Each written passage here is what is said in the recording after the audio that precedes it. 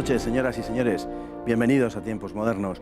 La guerra relámpago, la Blitzkrieg, fue la forma característica en que los alemanes hicieron la guerra durante el último conflicto mundial. Gracias a ella, la Wehrmacht consiguió derrotar a sus adversarios una y otra vez durante los primeros años de la contienda. Los éxitos alcanzados fueron sin duda enormes, desde las latitudes polares hasta las candentes arenas del Sáhara. Una larga serie de países cayeron en manos del ejército alemán con un relativamente escaso esfuerzo. La Blitzkrieg, la guerra relámpago, hubo de imponerse, sin embargo, sobre no pocas resistencias de los militares y los políticos de mentalidad más conservadora. En el caso de Alemania, solo el decidido apoyo de Hitler consiguió que el ejército se aviniese a desarrollar aquel concepto tan innovador. Durante los años 30 no fueron pocos los países en los que surgieron ideas acerca del uso masivo de los tanques, haciéndoles actuar como un arma independiente y central en el campo de batalla. En Gran Bretaña, destacados oficiales como Fowler y Leidelhardt, en Francia Charles de Gaulle, en Estados Unidos George Patton y en la Unión Soviética Tucholsky abogaron desde tempranas fechas por el desarrollo de una fuerza blindada capaz de quebrar el espinazo al enemigo a partir de su empleo como una fuerza de gran movilidad, autonomía y potencia de fuego. Sin embargo, estos visionarios no lograron hacer valer sus ideas, que eran rechazadas por militares de mentalidad anticuada. El único país en el que tales doctrinas tuvieron una acogida favorable fue Alemania, donde un alto oficial, Heinz Guderian, logró recabar importantes apoyos entre sus más modernos compañeros antes de imponer sus concepciones al resto del conservador estamento militar. En esa pelea le ayudó sobremanera Adolf Hitler, que en 1933 había asistido a unas maniobras militares que incluían la participación de tanques, encontró en ellos algo que no esperaba, una forma de hacer la guerra rápida y eficaz. Desde entonces daría su apoyo al desarrollo de este arma, captando instintivamente las posibilidades que ofrecía. La guerra relámpago se basaba esencialmente en el uso de blindados de forma masiva que habrían de romper el frente enemigo en una estrecha franja para desbordarse a partir de esa ruptura. Luego, los tanques desorganizarían la retaguardia enemiga, sus comunicaciones, suministros y cuarteles generales, desbaratando de ese modo la posibilidad de que el enemigo reaccionara a tiempo. Los tanques concebidos para esta misión táctica no debían ser pesados, sino ser más bien ligeros y rápidos, primando los aspectos de la velocidad y la mayor autonomía posible sobre los del blindaje y la potencia de fuego. Para evitar el aislamiento de los blindados y ocupar el terreno, la acción de las fuerzas acorazadas debía ser seguida por la infantería motorizada, desplazada sobre vehículos de motor, de modo que pudiera seguir el avance de las divisiones Panzer, tratando de no perder el contacto. El objetivo era siempre la destrucción de los centros neurálgicos del enemigo. Complemento indispensable de la acción blindada, se desarrolló una aviación de apoyo ejemplificada sobre todo en el Stuka, cazabombardero de ataque a tierra muy eficaz en la destrucción de los objetivos. Para su actuación se necesitaba que la aviación de caza dominase los cielos o, al menos, que impidiese al enemigo dominarlos. De forma algo más que ocasional, el ejército alemán también utilizó los paracaidistas y unidades especiales. Contra la creencia más extendida, durante los primeros años de la guerra los tanques alemanes eran de peor calidad y menos numerosos que los de sus oponentes, sobre todo que los franceses y los soviéticos, pero la Wehrmacht los empleaba mejor, conforme a la doctrina de la guerra relámpago. Curiosamente, cuando los blindados alemanes superaron en calidad, blindaje y potencia de fuego a los de sus adversarios en 1943, hacía tiempo que la guerra relámpago era solo un sueño del pasado. Y tenemos para hablar de este asunto al general don Blas Piñar. Muy buenas noches, general. Buenas noches, Fernando. Bueno, la Blitzkrieg, la guerra relámpago, que es la forma en que los alemanes desarrollaron o intentaron desarrollar la guerra en la medida en la que dependió de ellos durante la primera parte de la Segunda Guerra Mundial, es una respuesta a la situación que se produjo en el frente, tanto occidental como oriental, pero sobre todo occidental durante la Primera Guerra Mundial. Es una respuesta a una situación no deseada de guerra de trincheras, ¿no? Sí, realmente Alemania supo utilizar la guerra relámpago con unos éxitos llamativos, que están todavía en nuestras retinas, de las grandes penetraciones de las unidades acorazadas. Pero esto no surgió por casualidad, fue una consecuencia, como muy bien se ha dicho, de la Primera Guerra Mundial. Fue una guerra estable, con unas líneas de trincheras difícilmente atravesables, con un gran desgaste en hombres, en medios, y que además demostró que al final en este tipo de guerras gana el que tiene más capacidades militares en la retaguardia. Esto llevó a Alemania, entiendo yo, de una manera, un examen de conciencia y decir que en esta inferioridad de medios, porque Alemania no pierde la Primera Guerra Mundial, porque le derroten militarmente, sino porque se acaba su capacidad de combate. No tiene medios para continuar.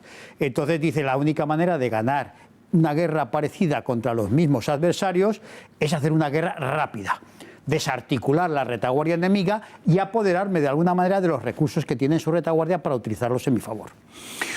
¿Cuáles serían las características fundamentales de esa guerra relámpago, precisamente entendida como respuesta a la guerra de trincheras de la Primera Guerra Mundial? Bien, hombre, doctrinalmente tiene una serie de características que son ineludibles. Vamos a ir un poco rápido porque son bastantes. Primero, hay que tener un conocimiento muy preciso tanto del enemigo como del terreno. Hay que estudiarlo muy bien. En segundo lugar, hay que disponer de unos espacios amplios para poder maniobrar. En unos espacios estrechos o limitados por ríos o por montaña no se puede llevar a cabo esta guerra relámpago. En tercer lugar, es muy importante disponer de los medios, que en este caso eran los medios acorazados, los carros de combate, cada vez con mayor capacidad y blindaje.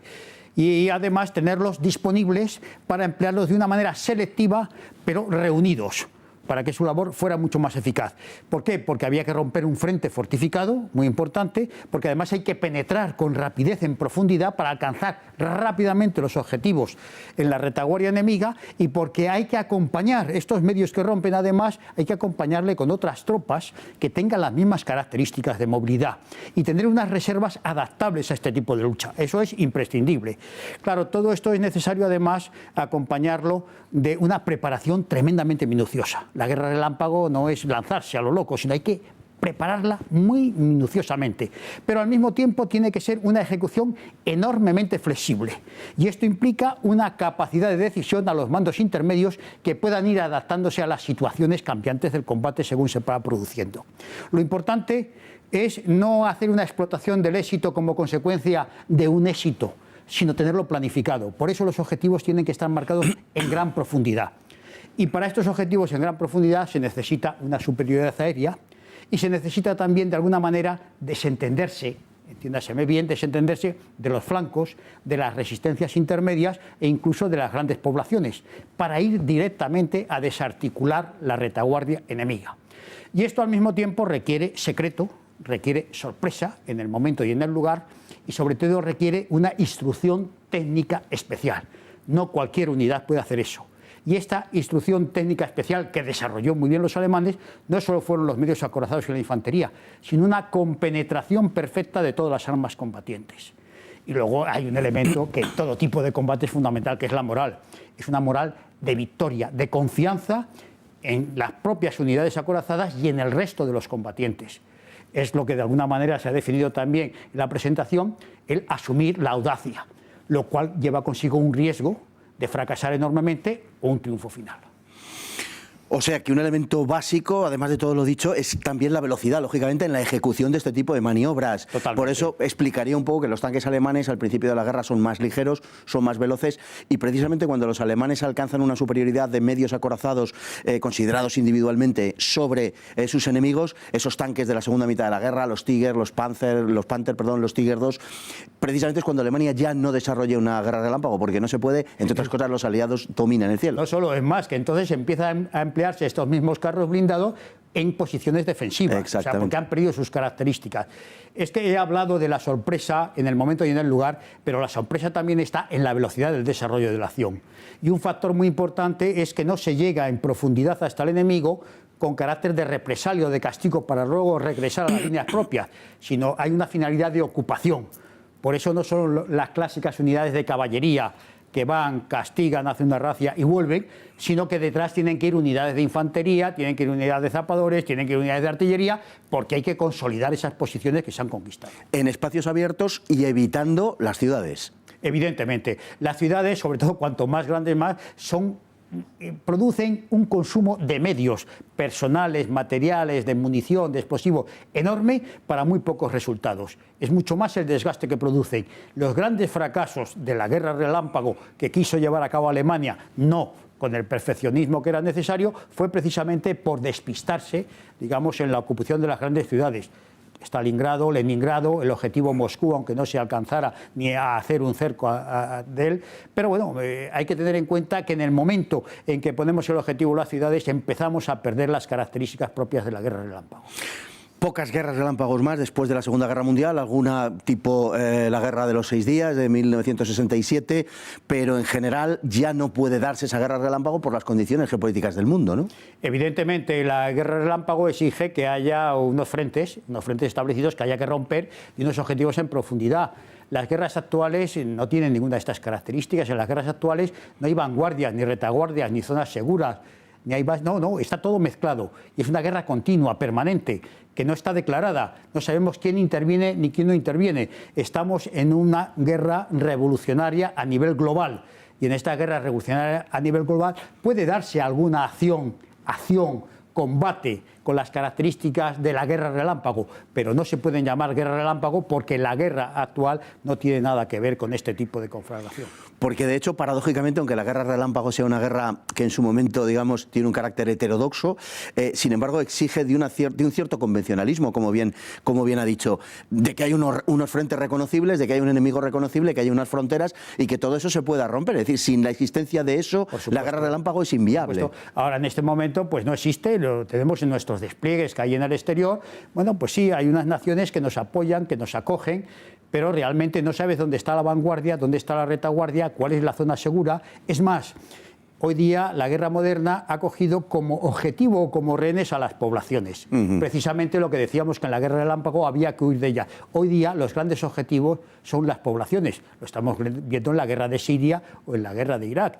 Las poblaciones están siendo lo que está reuniendo todos los efectivos de combate, ya sean de carácter miliciano, subversivo, cascos blancos, bombardeos aéreos, todo alrededor de la población.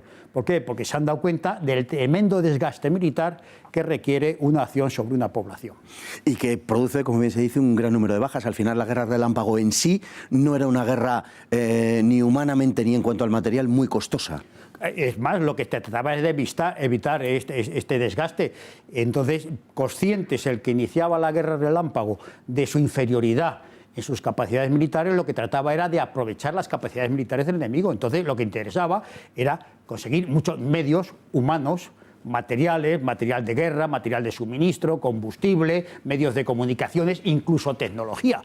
Todo esto era un objetivo. Si me siento inferior para desarrollar una guerra de larga duración y de gran desgaste, lo que tengo que hacer es conseguir esos medios. ¿Dónde están? En la retaguardia enemiga. Pues voy a por ellos. Esto ha desaparecido. Pues espero que haya sido tan ilustrativo para ustedes como lo ha sido para mí la conversación con el general don Blas Piñar. Muchísimas gracias, muy buenas noches. Muchas gracias, Fernando. Y a ustedes también, muy buenas noches y hasta mañana, si Dios quiere.